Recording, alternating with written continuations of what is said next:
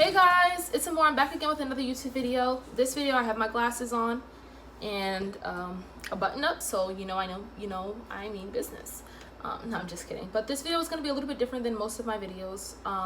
This is going to be a video about presidential candidates and the various presidential candidates and the policies and such that they support, and their stances on certain important topics that should be considered when you are voting for our elected officials. And so I'm going to do my best to present this information in as much as an unbiased way, just stating the facts, giving the information. Just so you all know, if you don't know, I am a political science major at the College of New Jersey, and I'm very passionate about political activism, political awareness, and bipartisanship, looking at each candidate wholly, despite whatever party that they are from. So these are the different things that are important to me. So I wanted to compile information. I know a lot of people don't understand or don't know too much about the political candidates. They just vote on party lines, and I think that it's important to know exactly who you're voting for and how much of what they stand for benefits you. So I have compiled all this information. I also made the information for this video available in Spanish. My good friend Nelly Sanchez helped me out so much with putting together a document that has all of this information in the exact order translated into Spanish, and I'll link that down below, and I'll also share that throughout my social medias and stuff like that. I think it's very, very important. Spanish and English are both the most common languages spoken in the United States. We don't have an official language, so I think it's very important to be mindful of that, and I'm so happy that Nelly helped me out to share this information so it can reach out to a lot more people. It's really important. And so just so you all know, I have all of my information on a clipboard. So if I'm looking down to make sure I'm hitting every single bullet point. So without further ado, let's get into the video. The first president we're going to talk about is Donald Trump, the first presidential candidate, and that's Donald Trump. He's the incumbent president. Trump is a member of the Republican Party. He's from Queens, New York City. He's from Queens. His educational experience, he went to the University of Pennsylvania and got a Bachelor of Science in Economics from the Moreton School at University of Pennsylvania. He has had no previous political experience prior to his election as U.S. President in 2016. However, Mr. Trump is a notable businessman and real estate mogul. So some of his stances on important topics. So let me just make this clear before I go into, because Donald Trump is the incumbent president, we can look at his previous actions, and that's an advantage we have to examining him and what the next 4 years of him being elected, possibly being reelected as president, will look like. We can look at the last 4 years and stuff like that and see his stances and his campaign stuff. And most of this stuff is also from their websites, which I will also link down below, their campaign websites, because I think that's really helpful. So the first thing I'm going to talk about is Trump's stances on immigration. So generally speaking, Trump has been very fond of implementing stricter regulations in terms of immigration. So he has done a number of things, including the wall, his attempt to build a wall, construction of detention facilities for immigrants, and his thoughts and opinions on DACA. So those are really things we're going to talk about when it comes to immigration. So he began the construction of the border wall along the 19th mile United States-Mexico border, 1900 mile U.S.-Mexico border, and there's already 700 miles completed. So why does he want to build a wall? To stop illegal immigrants from Mexico from coming from Mexico to the United States, as he believes the United States is out of space to hold them and does not have a way to promptly return them to their homes. So because of that, he is attempting to build a wall to stop immigration and things like that, as he feels that the United States does not have the capacity to withhold these people. He has also decided to construct many more detention facilities for immigrants. So he has not only done that, but in a combination, he has also increased the amount of ICE agents. Trump has taken these measures as a method to provide more holding space for illegal immigrants and to catch more illegal immigrants to send them back to their countries of origin. So with the DACA program as it relates to immigration, Trump has spoken out against DACA, a program that aims to protect illegal immigrants who came to the U.S. as children from deportation and allows them to gather working permits as well. He's against this program, and he has spoke out against this.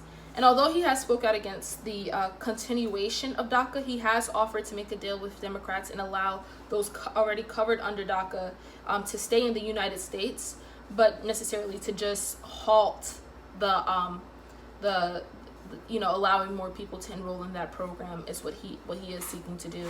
So he has offered to make a deal with the Democrats if DACA was overturned by the Supreme Court, that he would allow those who are already covered by DACA and already in the United States to maintain their DACA status, but just to cut it off for going forward. And so he also rescinded DAPA. DAPA is the Deferred Action for Parents of Immigrations and Lawful Permanent Residents. So this means that immigrant parents of Americans and permanent residents are no longer protected from deportation or eligible for work permits for the 3 years renewable period.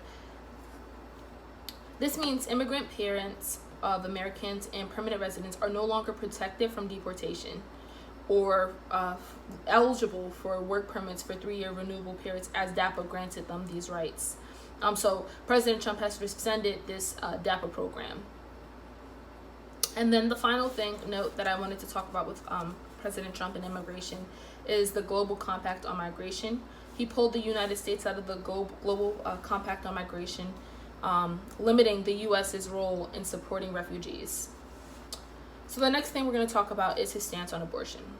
President Trump has said he is pro-life with 3 exceptions: rape, incest, and protecting the life of the mother. So the next topic we're going to talk about and the next stance we're going to discuss is President Trump's stance on healthcare. He repealed the Obamacare individual mandate. Obamacare is also known as the Parental Protection and Affordable Care Act of 2010. It seeks to make healthcare more affordable for everyone by lowering the cost for those who can't afford it. Obamacare also prevented insurance companies from denying coverage to people with pre-existing conditions. So he repealed the Obamacare individual mandate. He provided $1 billion in fiscal year 2017 to be used to improve access to health care services for 2.5 million people in rural communities. He declared the opioid crisis a national public health emergency, and he also signed a 6-year extension with CHIP, the Children Health Insurance Program, which provides low-cost health coverage to children and families that earn too much money to qualify for Medicaid. This action was taken to fund the care of 9 million individuals. So those are some things that he has done with healthcare. As far as his stance on education, he implemented the year-round distribution of Pell Grant funds, which basically means that Pell Grants would no longer only be eligible for students just for fall or spring semester, but students would have access to that during the summer and the winter. So that's something that he's done for education. In the fiscal year 2019 budget, President Trump proposed a $5 billion federal tax credit on donations that fund scholarships to private and vocational schools, apprenticeships, programs, and other educational opportunities. And then as for his stance in what he has done with the economy and employment, he put in an executive order, the Workforce Development Advisory Council established by President Trump is an executive order that has created on-job training opportunities for 6.5 Americans. As far as environmental issues, he signed an executive order to expand offshore oil and gas drilling and open more leases to develop offshore drilling. He rescinded President Obama's Clean Power Plan. Obama's Clean Power Plan was a policy that aimed at combating global warming, and he intends to withdraw the United States from the Paris Climate Agreement, which is an environmental agreement adopted by all 197 countries. And the Paris Climate Agreement seeks to address climate change, aiming to reduce global greenhouse gas emissions in an effort to limit global temperature increase, which is currently happening right now. And so that's something that he has also done. As far as foreign policy, he renegotiated many trade deals. He placed 25% of tariffs on approximately $250 billion worth of products from China. And he also made a deal with NATO allies to develop a plan to boost the defense spending up to 2% of GDP by 2014, and for NATO to formally join the coalition to defeat ISIS at the 2017 NATO leaders meeting. He recognized Jerusalem as the capital of Israel and opened up a U.S. embassy in Jerusalem. As far as social justice, he has tightened up on immigration, placing many Hispanics in tightly packed cages at the ICE detention centers. He implemented a Muslim ban. He implemented a Muslim ban and banned Muslims from several countries from the United States for 90 days, 3 times, including Iraq. And some of these countries include Iraq, Syria, Iran, Libya, Somalia, Sudan, Yemen, just to name a few. And he implemented a transgender ban on the United States Armed Forces. And so these are just a few things that President Trump has done throughout his term, some of his primary and key focuses. So next candidate we're going to talk about is Jo Jorgensen. She is a libertarian candidate. She's from Libertyville, Illinois. She has a bachelor's in science. She got a bachelor's in science from Baylor University. She got an MBA from Southern Methodist University, and she also got a PhD from Clemson University in industrial and organizational psychology. Her political experience: she has been a libertarian vice president candidate in 1996, and a libertarian nominee for South Carolina's 4th congressional district in 1992. So she has ran for offices and political positions before. So some of the key focuses of her platform: she wants less foreign relations and less federal government involvement. And her stances on important topics: she would like, as far as immigration, she would like to repeal quotas on the amount of people who can legally enter the United States to work, visit, or reside. When it comes to abortion, there was no direct statements that I could find in my research, but generally speaking, libertarians are traditionally pro-choice, as they often favor policies and impacts in which the government has less involvement on the personal life and of individuals. As far as healthcare, she believes healthcare programs like the Affordable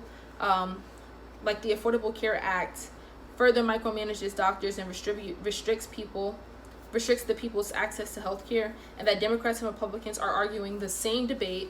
Just one party wants healthcare regulated by private sector, while the other wants healthcare regulated by government bureaucrats. And that's something I got directly off of her website, and I'll be sure to link her campaign site down below. She has said that she would attempt to reduce the cost of healthcare 75% by allowing price competition and substantially reducing government and insurance company paperwork. As far as her stance on education, she wants to eliminate the Department of Education and leave it to the regulation of parents, teachers, and students. When it comes to economy and employment, she would like to block any new borrowing, veto any, she has said that she would veto any bills that would lead to a deficit. She also believes anti-poverty programs have no impact on reducing poverty, and that a better solution for poverty is more jobs, higher wages, combined with an affordable cost of living. She would like to repeal laws and regulations that prevent individuals and charitable organizations from helping those in need, and would like to reduce taxes by significantly reducing federal spending. When it comes to environmental issues, she would like to replace coal and oil burning power plants with safe, non-polluting, high-tech nuclear power plants, and allow off-grid use of solar power. She believes that pollution needs to be addressed. Pollution, global warming, and those kinds of things need to be addressed worldwide. When it comes to foreign policy, she would eliminate trade barriers and tariffs.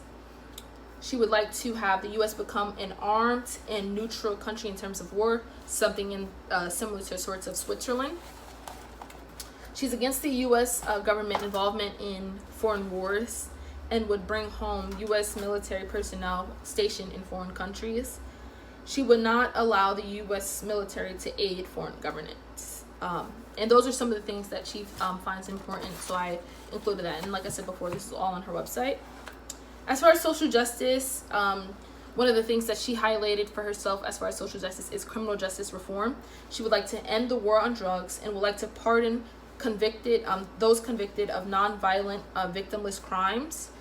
And that's it, pretty much it for Jo Jorgensen. I will include her website, like I said before. I'll include her website down below, so you guys can, if you want to do some further research, if you like the policies and it feels like something that would benefit you or something that you're really fond of and that you agree with, be sure to check that out and do some more research on your own. So now the final presidential candidate that I'm going to be discussing is Joe Biden. Joe Biden is a Democrat.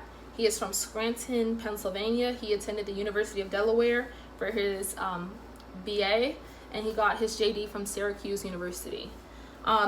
His political experience: he was the 47th Vice President of the United States and served a term for 8 years next to President Barack Obama.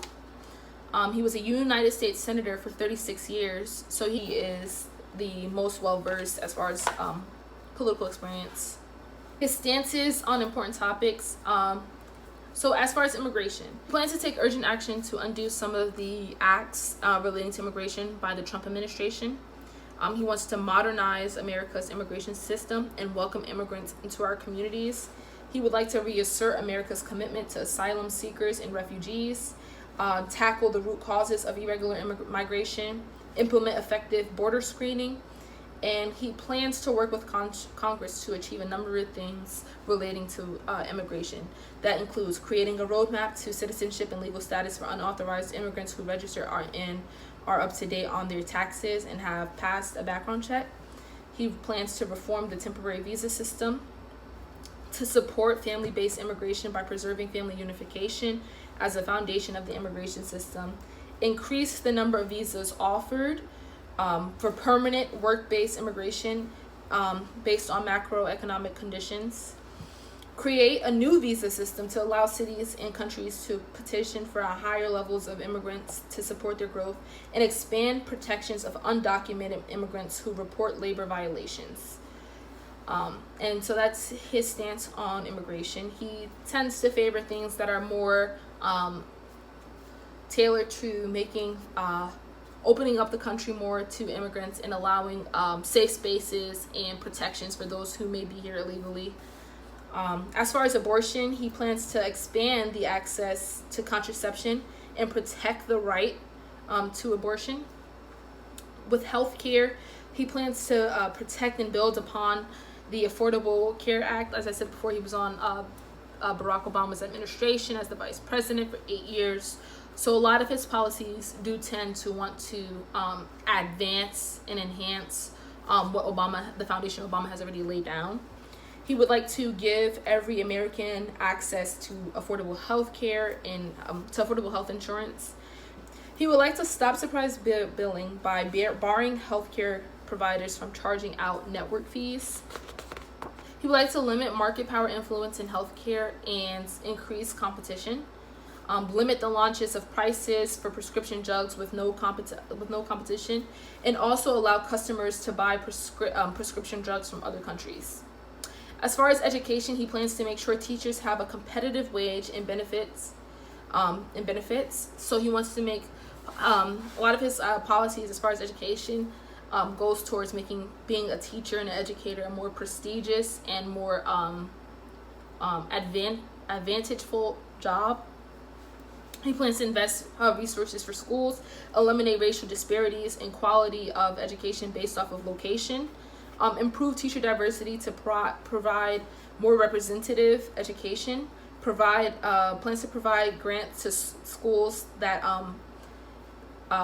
he plans to provide grants to school districts to create plans and implement strategies to diversify their school.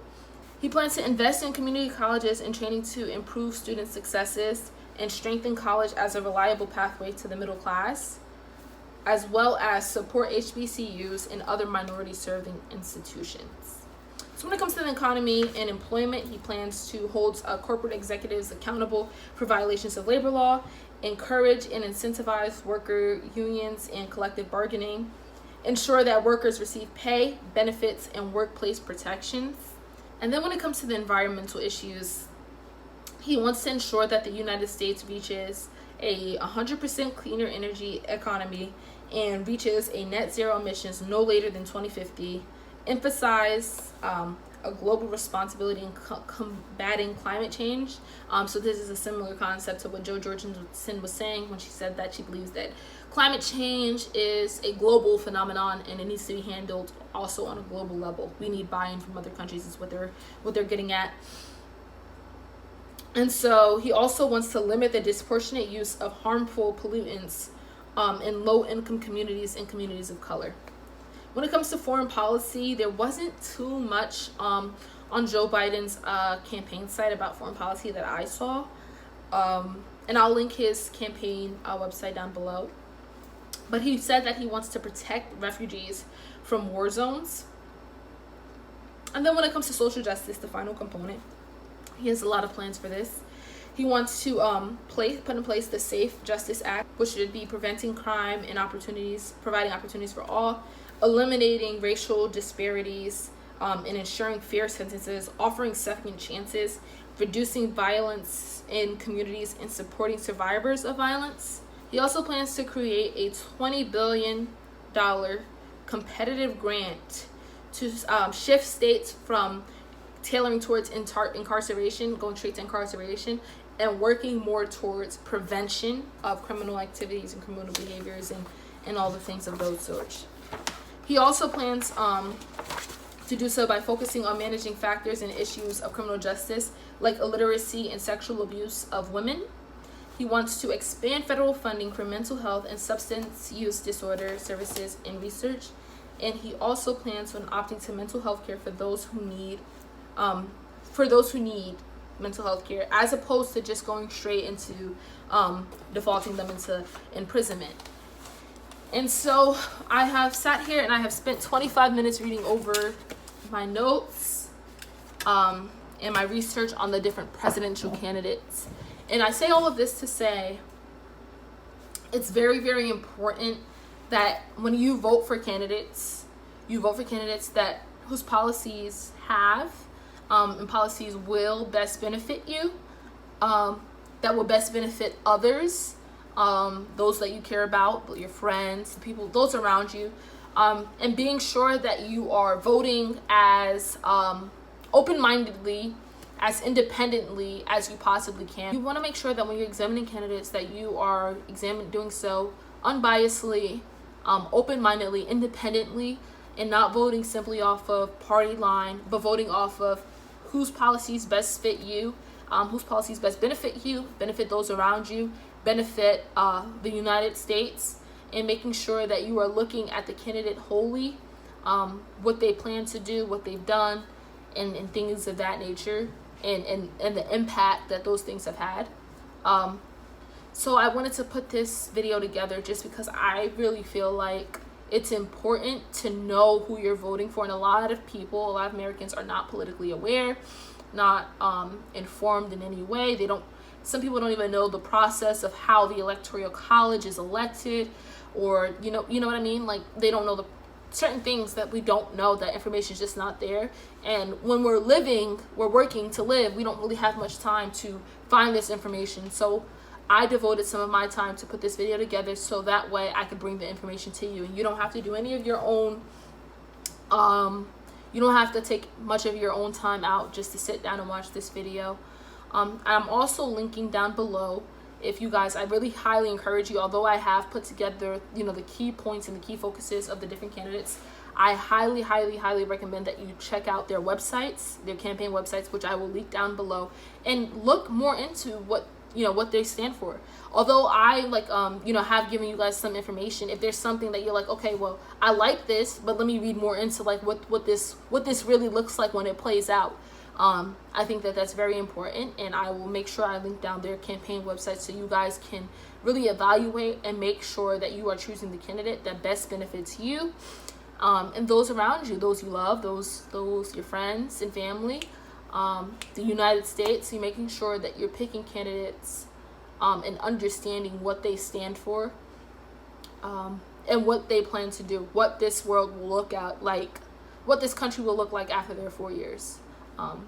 So with that all being said, I really do thank you guys for watching. This was something that I put together and I was really, really passionate about, and I was really, really excited to work on this. This is actually one of my first kind of like, I guess, you know, YouTube projects that I've put together. And I'm so grateful to my friend Nelly for translating this information into Spanish.